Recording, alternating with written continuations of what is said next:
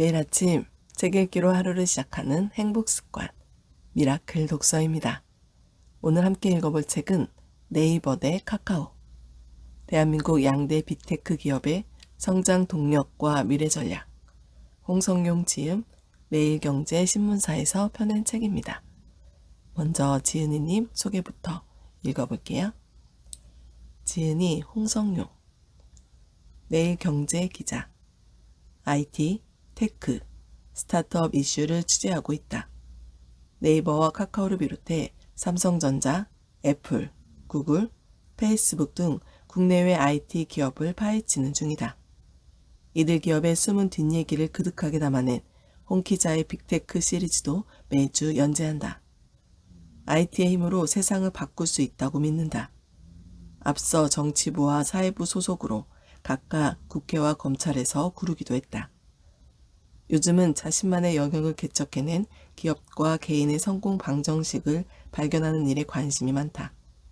많이 읽고 많이 쓰고 많이 듣다 보면 숨겨진 방정식을 찾아낼 것이라 확신한다. 페이스북과 브런치에 차곡차곡 에너지를 쌓아가고 있다. 차례, 추천사, 프롤로그, 파트 1, 콘텐츠, 스토리, 영상, 메타버스, 파트 2, 생존 전략, 자체 분열 네이버 대 인수합병 카카오, 파트 3, 쇼핑, 최저가 목록 보여주기 네이버 대 친구 선물하기 카카오, 파트 4, 금융, 페이 고객을 확보하라, 파트 5, 고객을 끌어모아라, 본격 구독의 시대, 파트 6, 인공지능, 국내 양대 빅테크가 가져올 미래, 에필로그. 차례는 이렇게 되어 있고요. 추천사부터 읽어보도록 하겠습니다. 추천사, 여민수 카카오 대표. 대한민국 인터넷 산업의 20년 역사는 카카오와 네이버로 정리된다고 해도 과언이 아닙니다. 두 기업은 쇼핑, 금융, 콘텐츠, 인공지능 등 대한민국 국민이라면 누구나 이용하는 생활 서비스 전반으로 진화하고 있습니다. 대한민국 기업을 넘어 구글과 페이스북, 아마존, 알리바바 등 전 세계 IT 빅테크 기업과도 경쟁하고 있습니다. 모바일 라이프 플랫폼 카카오는 기술과 사람이 만드는 더 나은 세상이라는 비전으로 일상생활을 둘러싼 모든 것을 연결하며 누구나 일상의 혁신을 경험할 수 있도록 노력하고 있습니다. 모바일 메신저에서 출발해 독창적인 아이디어와 기술을 통해 새로운 산업과 시장을 만들고 있습니다. 콘텐츠, 포털, 핀테크, 금융, 모빌리티 서비스, 커머스, 인공지능 등 국민의 삶이 더 편리해질 수 있도록 돕는 데 힘을 써왔습니다. 기업과 중소상공인에게 디지털 기반의 비즈니스 기회를 제공하고 창작자와 스타트업 등 다양한 파트너와 함께 성장하고 있습니다. 이 책에는 네이버와 카카오 양대 빅테크 기업의 성장 DNA와 미래 전략, 그리고 글로벌을 향한 비전이 충실한 취재를 통해 담겨 있습니다. 무엇보다 경쟁하고 협력하면서 함께 한국의 IT 산업 생태계를 만든 수많은 스타트업의 이야기도 이들의 성장 스토리에서 발견할 수 있습니다.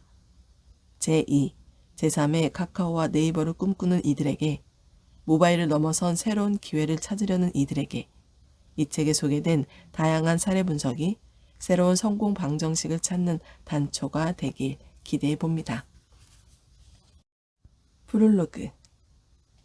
네이버와 카카오를 취재하면서 가장 많이 들었던 얘기는 다름 아닌 주식이었다.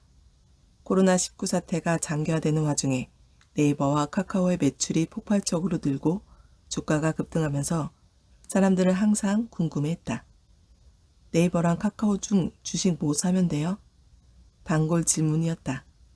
국내 양대 인터넷 기업인 줄은 알겠지만 이들 회사가 어떤 성장 모멘텀을 가졌는지는 잘 모르겠다는 것이다. 인터넷 기업 가운데 딱 하나의 종목을 산다면 어떤 종목을 사야 할지 늘 고민이 된다고 했다. 네이버와 카카오는 대중에게도 너무도 익숙한 회사다. 아침에 눈을 뜨면 가장 먼저 접속하는 앱은 카카오톡 메신저다. 새로운 메시지가 있는지 확인한 뒤 곧바로 네이버 앱에 접속해 하루 날씨를 확인하고 뉴스를 뒤적거린다. 네이버와 카카오 없는 하루는 대한민국 사람에게 상상하기 힘든 일이 됐다. 하지만 이들 회사가 어떤 사업 포트폴리오를 구성하고 미래를 개척하는지 자세히 들여다본 사람은 생각보다 없다. 단지 뉴스에서 네이버와 카카오라는 이름을 자주 들어서 익숙할 뿐이다.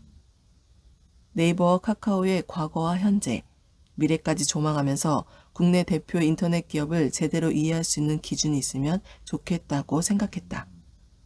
이 책을 처음 기획한 의도다. 미국의 빅테크 기업인 구글과 페이스북, 아마존, 애플, 넷플릭스까지 이른바 FANG 기업에 대한 분석은 많다. 하지만 국내 양대 빅테크 기업인 네이버와 카카오를 다룬 책이 없다는 것도 지필의 주요 이유였다. 인터넷이 우리나라에 본격 태동한 지 20여 년이 흘렀다. 네이버와 카카오는 대한민국 인터넷 산업의 성장 역사를 고스란히 품고 있다. 두 회사는 코스피 시가총액 10인의 기업으로 몸을 키웠다. 쇼핑, 금융, 콘텐츠, 인공지능 등 일상생활 전반에 스며드는 서비스로 산업 생태계를 뒤흔들고 있다. 대한민국 인터넷 기업의 두 축인 네이버와 카카오의 전략을 이해하지 못하면 대한민국 산업 생태계는 단 1mm도 이해할 수 없다. 미래 인터넷 산업은 그 말 자체가 사라지고 기반 산업으로서 전 산업의 가장 밑바닥 주춧돌로 자리할 것으로 전망된다. 인터넷 주춧돌 위에 다양한 산업군들이 자신들의 특성을 발현하며 서로 융합하는 형태가 될 것이다. 네이버는 1999년 검색 포털로 출범한 뒤 검색이라는 본업과 검색 인접 영역으로 사업을 꾸준히 넓혀왔다. 쇼핑, 웹툰, 클라우드, 금융 등 신성장 동력을 발굴하고 내부 조직들을 분사시키며 플랫폼 기업의 면모를 발휘하고 있다. 네이버에서 분사해 나온 자회사만 네이버 웹툰, 스노우, 네이버 클라우드 등 6개다. 카카오는 월간 활성 사용자 수 4,600만 명에 달하는 카카오톡을 기반으로 국내 최대 생활용 플랫폼의 위상을 빠르게 다져가고 있다. 메신저를 넘어 게임, 음악, 택시, 미디어, 쇼핑, 은행 등 대한민국 국민의 생활 곳곳으로 파고들며 몸짓을 키우는 중이다. 발빠른 인수합병 전략으로 카카오의 계열사는 2021년 1월 말 기준 105개까지 늘어났다. 네이버와 카카오는 각자 외형을 키우며 곳곳에서 부딪히고 있다. 쇼핑, 금융, 콘텐츠, 클라우드, 민간 인증 등 모든 분야에서 자신만의 색채를 가지고 정면 대결 중이다. 세계 최대 온라인 결제 기업 페이팔의 공동 창업자 피터 틸은 성공하는 기업이 갖춰야 할 창조적 독점 역량을 다음과 같이 꼽는다. 기업이 성공하기 위해서는 독자 기술을 갖고 있어야 하고 규모의 경제의 사업에 덩치를 키울 수 있어야 하고 이를 통해 사업자가 많아질수록 가치가 높아지는 네트워크 효과를 만들어낼 수 있어야 하며 고유의 브랜드 전략을 가져야 한다. 세상에 완전히 새로운 제품과 서비스를 만들어 모든 사람에게 혜택을 주는 동시에 지속 가능한 이윤도 만들어야 한다. 네이버와 카카오가 바로 틸이 말한 성공하는 기업의 요건을 모두 갖춘 곳이다. 네이버와 카카오의 DNA를 장착해 미래시대 주역이 되고 싶은 당신에게 이 책을 권한다. 파트 1. 컨텐츠, 스토리, 영상, 메타버스. 네이버, 해외 매출 1등 공신은 네이버 웹툰. 넷플릭스 오리지널 드라마 스위트홈은 2020년 12월 18일 공개 3일 만에 한국을 포함해 말레이시아, 필리핀, 싱가폴, 대만, 카타르, 태국, 베트남 등 총 8개 국가에서 넷플릭스 차트 1위를 차지했다.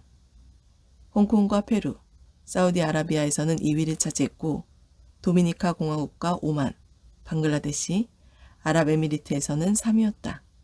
미국 8위, 멕시코 9위, 프랑스 10위를 기록했다. 스위트홈은 아시아 지역을 포함해 북미와 남미까지 인기를 누리며 전 세계를 휩쓸었다. 넷플릭스는 스위트홈은 작품 공개 이후 첫 4주 동안 전 세계 2,200만 유로 구독 가구가 시청했다고 밝혔다. 2,200만 가구가 감이 안 온다면 이렇게 생각해보면 곧바로 이해된다. 2014년 개봉한 배우 최민식 주연의 명랑은 대한민국에서 1,761만 명이 관람했고 전무후무한 한국 영화의 관람 기록 전체 1위를 차지했다. 그런데 스위트홈은 공개 한 달 만에 2,200만 가구, 즉 최소 2,200만 명이 넘는 사람들이 시청을 했다. 이 드라마의 원작 스토리는 어디서 나왔을까? 넷플릭스 드라마 스위트홈의 원작은 바로 네이버 웹툰이다. 네이버 웹툰 스위트홈은 이미 웹툰부터가 글로벌 히트작이었다. 스위트홈은 운동형 외톨이 고등학생 현수가 가족을 잃고 이사간 그리몸 아파트에서 겪은 기괴하고도 충격적인 이야기를 그렸는데 2017년 연재 시작 이후 2020년 완결할 때까지 네이버 금요 웹툰 상위권을 차지했다. 2020년 10월에는 작품성과 독창성을 인정받아 2020 오늘의 우리 만화에 선정되기도 했다. 특히 네이버 웹툰 스위트홈은 영어, 일본어, 프랑스어, 스페인어, 중국어 등 9개 언어로 전 세계에 서비스됐고 글로벌 누적 조회수 12억 뷰를 달성하기도 했다. 정리해보면 네이버 웹툰 스위트홈의 성공은 곧 웹툰 IP를 활용한 넷플릭스 드라마 스위트홈의 성공을 만들어냈고 넷플릭스 드라마의 성공은 웹툰을 보지 않는 사람들의 흥미를 자극해 다시 원작인 네이버 웹툰으로 이끌어왔다. 웹툰 IP에서 시작해 다시 웹툰으로 돌아온 선순환 구조를 만든 것이다. 네이버 입장에서는 웹툰 IP를 수출하는 것이 곧 다시 웹툰의 독자층을 넓히고 이용자를 증가시키기 위한 최적의 지름길인 셈이다. 웹툰, 웹소설을 잡아야 천하를 얻는다. 웹툰과 웹소설을 잡아야 천하를 얻는다.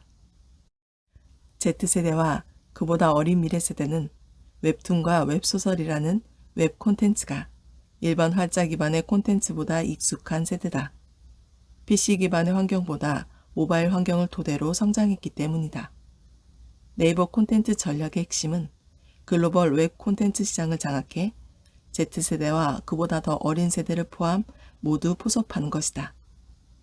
웹 콘텐츠 IP를 기반으로 드라마나 영화 같은 영상 콘텐츠 제작으로 포맷을 확장한 뒤 자사의 OTT 플랫폼인 네이버 TV나 넷플릭스, 디즈니 플러스 등 여타 OTT 플랫폼을 통해 콘텐츠를 소비하도록 하는 형태가 네이버 콘텐츠 전략의 핵심이다. 웹툰은 한국이 전 세계 콘텐츠 시장에서 처음으로 개척한 장르다. 웹툰의 형식을 만든 당사자는 다음 웹툰이었지만 현재 일본을 제외한 글로벌 시장에서의 웹툰 영향력은 네이버 웹툰이 막강하다. 2017년 네이버 자회사로 분사한 네이버 웹툰은 현재 전 세계 100개국에서 서비스를 하고 있다. 네이버가 해외에서 벌어들이는 수입의 절반을 웹툰이 차지하고 있을 정도다. 네이버 웹툰 서비스는 2020년 8월 기준으로 하루 거래액만 30억 원이 넘어섰다. 2019년 8월 하루 거래액 20억 원 돌파 이후 딱 1년 만의 일이다. 네이버가 매일 30억 원의 매출을 웹툰을 통해서만 전 세계에서 벌어들이고 있는 것이다. 글로벌 100개국의 2020년 4분기 MAU가 6천만 명을 돌파했다. 북미 지역에서도 MAU가 1,000만 명을 돌파하면서 본격적인 사업 확장 국면에 진입했다. 한성숙 네이버 대표는 2020년 4분기 실적 발표에서 현재 웹툰의 북미 이용자 75%가 Z세대다. 이들이 가장 많이 이용하는 애플 엔터테인먼트 앱 랭킹에서 넷플릭스, 틱톡 등과 함께 네이버 웹툰이 상위권을 차지하며 큰 사랑을 받고 있다. Z세대는 미국 내 인구 비중이 가장 크고 콘텐츠 소비력이 왕성한 24세 이하의 젊은 층으로 네이버 웹툰이 미국에서 장기적으로 성장해 나가는데 탄탄한 밑거름이 될 것이라고 밝혔다. 실제로 북미 지역의 2020년 12월 유료 콘텐츠 이용자 수는 2020년 초와 대비해 3배 이상 늘었다. 구매자 1인당 결제 금액도 2배 이상 성장했다. 사실 이 같은 네이버의 글로벌 성장은 이미 예견된 일이었다. 네이버 웹툰은 2014년 7월 글로벌 시장에 처음 진출한 뒤 꾸준히 전 세계를 상대로 웹툰 콘텐츠 파워를 늘려왔다.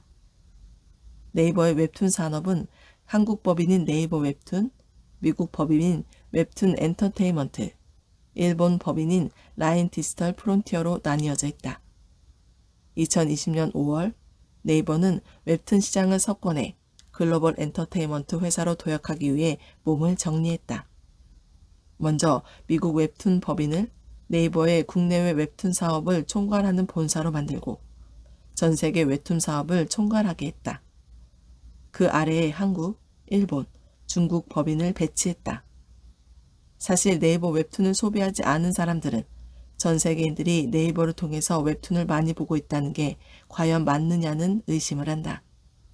하지만 이미 네이버 웹툰은 웹툰계의 유튜브라는 호칭을 얻을 정도로 전 세계인의 사랑을 받고 있다.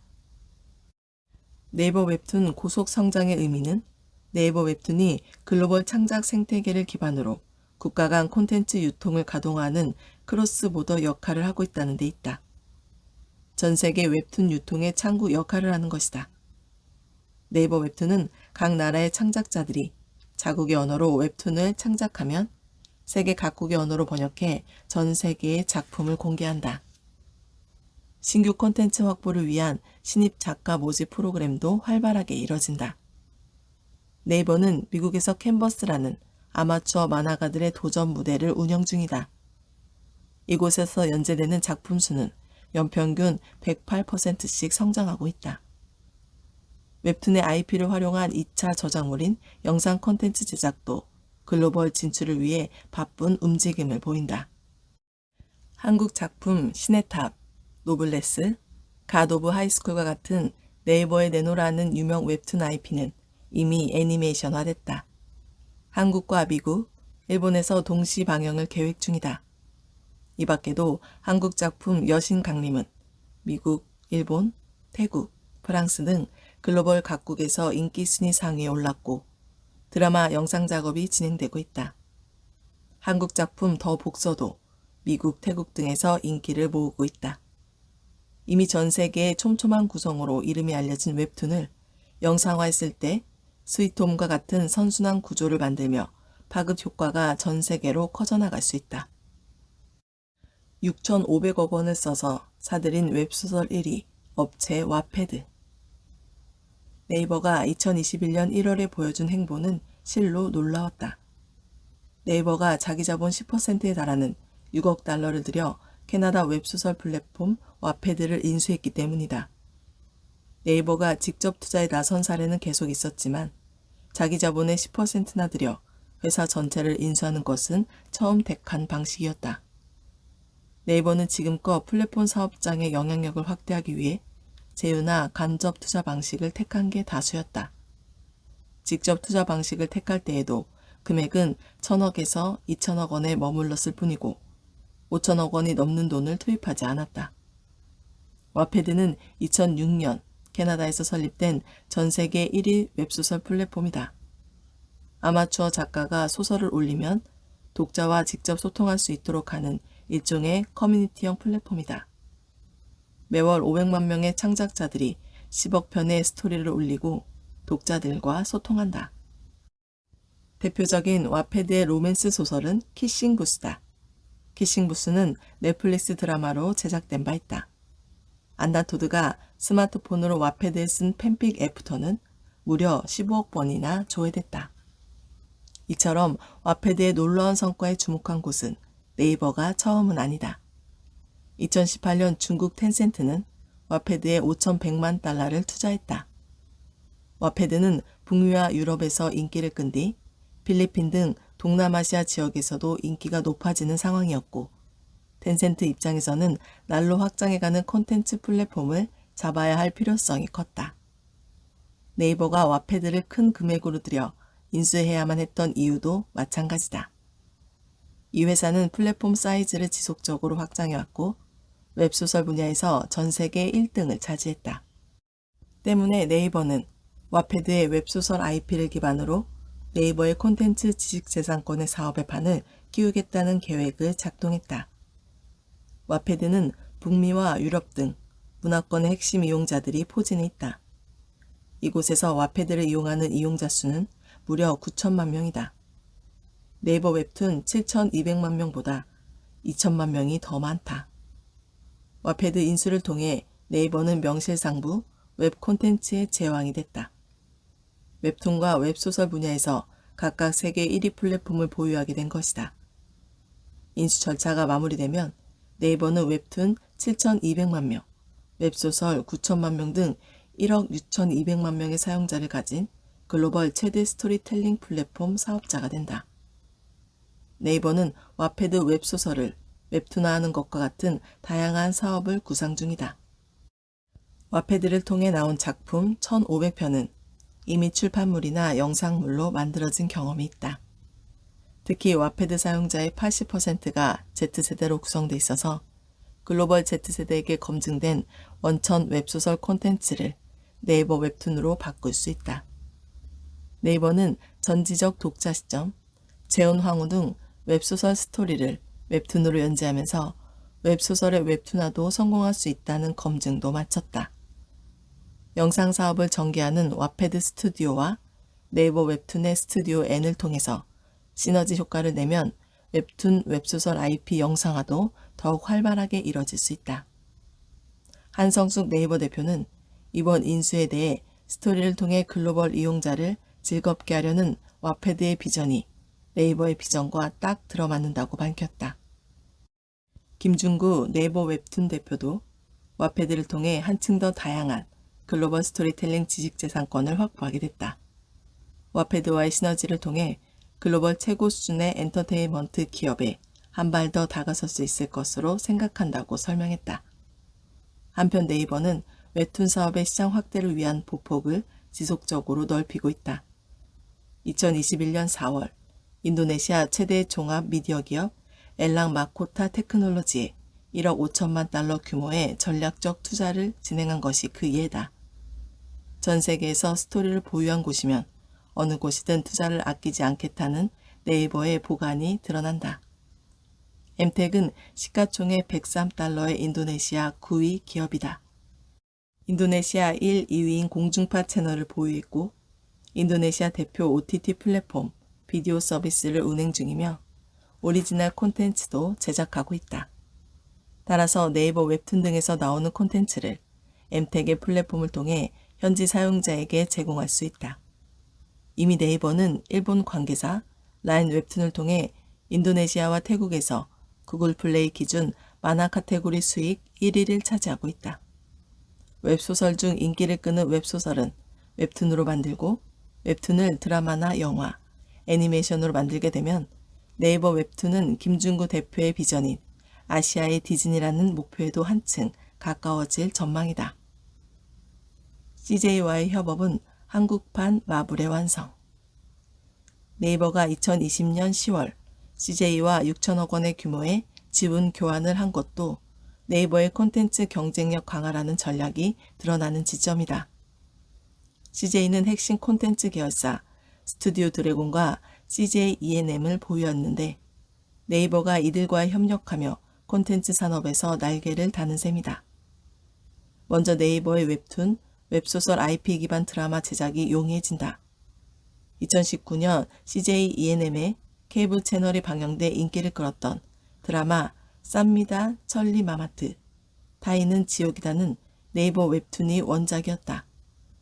스튜디오 드래곤은 네이버 웹툰 유미의 세포들을 원작으로 드라마를 만들고 있기도 하다.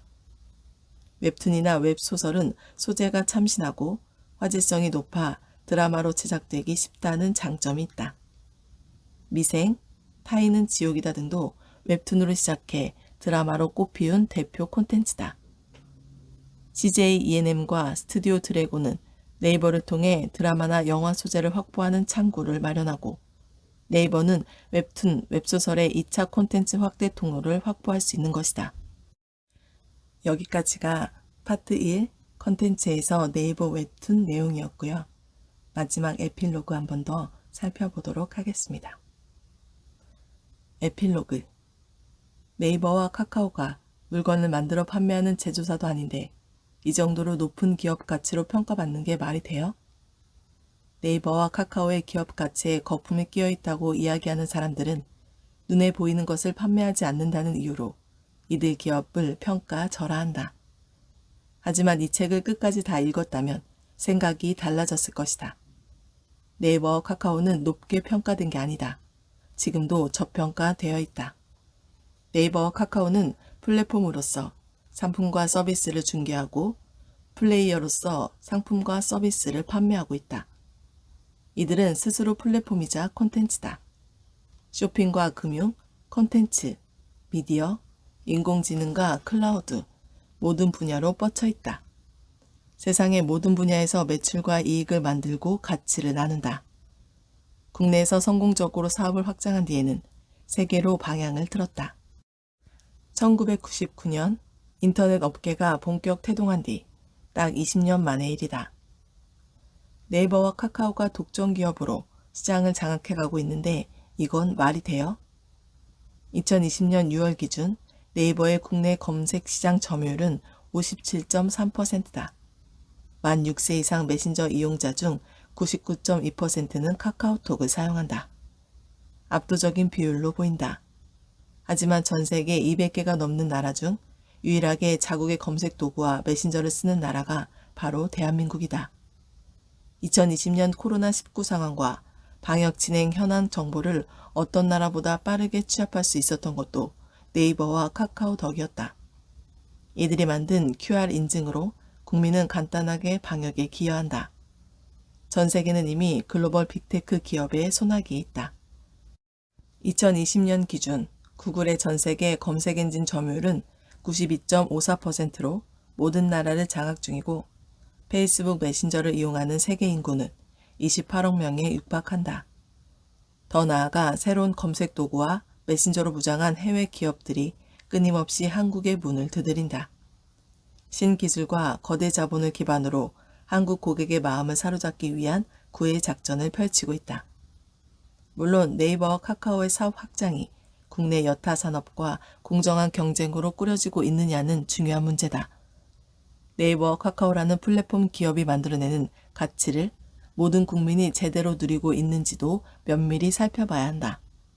하지만 국내 거대 플랫폼 기업이라는 이유만으로 돌을 던지는 건 가혹하다.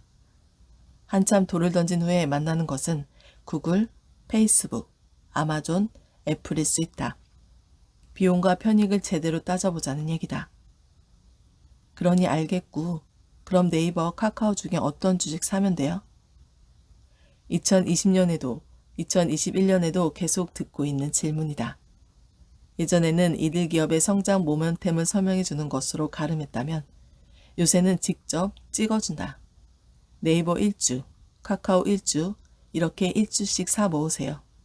네이버, 카카오가 10년 뒤에 지금보다 더 큰 기업으로 성장할 것이라는 데는 의심의 여지가 없잖아요. 네이버, 카카오가 전 세계를 제패하는 기업으로 성장하길 바란다. 북미와 남미, 유럽과 아시아, 아프리카에 이르기까지 전 세계인 모두가 네이버와 카카오의 서비스를 이용할 날이 머지않았다. 오늘 미라클 독서는 여기까지 읽도록 하겠습니다. 오늘도 감사합니다.